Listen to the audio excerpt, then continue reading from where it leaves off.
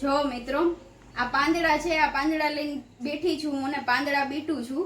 તો આ બતાવવાનો મેઇન ઉદ્દેશ્ય શું છે? આ પાંદડા છે સરગવાના પાન.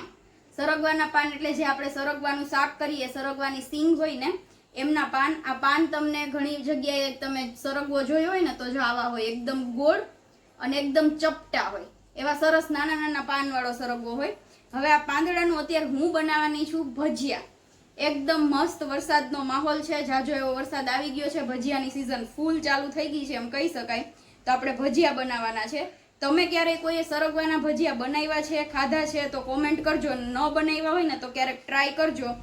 કેમ કે આ સરગવાના ભજીયાનું શું મહત્વ છે કે તેલવાળું ને એવું આપણે ખાઈએ તો એ થોડુંક અનહેલ્ધી કહેવાય એમ. અને જ્યારે કોઈ એવા વ્યક્તિ હોય કે જેમને ડાયાબિટીસ હોય, થાઇરોઇડ હોય, બીપી હોય, તો એ આવું બધું છે એમને એવોઇડ કરતા હોય કે ન ખાતા હોય કે વધારે ન લે, કે એમને ડર હોય કે બીપી વધી જશે, ડાયાબિટીસ વધી જશે.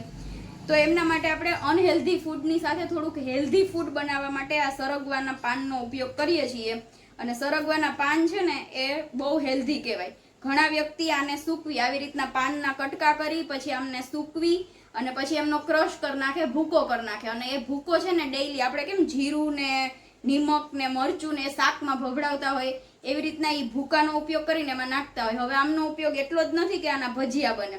ભજીયા તો આપણે કઈ રીતના બનાવશું કે મેથી જે રીતના કટ કરી અને આપણે મેથીના ભજીયા બનાવીએ, સેમ આને મેથી સાથે નાખી દેવાના, કે ભજીયાનો જે રિયલ ટેસ્ટ હોય ને એ પણ ના જાય, એ ટેસ્ટ પણ સરસ આવે. અને બીજી વાત એ કે જે લોકોને સાંધા દુખતા હોય કે કોઈ ગોઠણના દુખાવા હોય, શરીરના કોઈ પણ સાંધાના દુખાવા હોય, તો એ લોકો જે આનો સૂકવેલો પાવડર હોય ને એ ઉપયોગમાં લેતા હોય. તો તમને આ હેલ્ધી ટિપ્સ કેવી લાગી એ કોમેન્ટ કરજો જરૂરથી. અને ક્યારેય જો આના ભજીયા ન બનાવ્યા હોય તો એક વખત બનાવીને ટ્રાય કરજો અને પછી મને કોમેન્ટ કરજો કેવા લાગ્યા.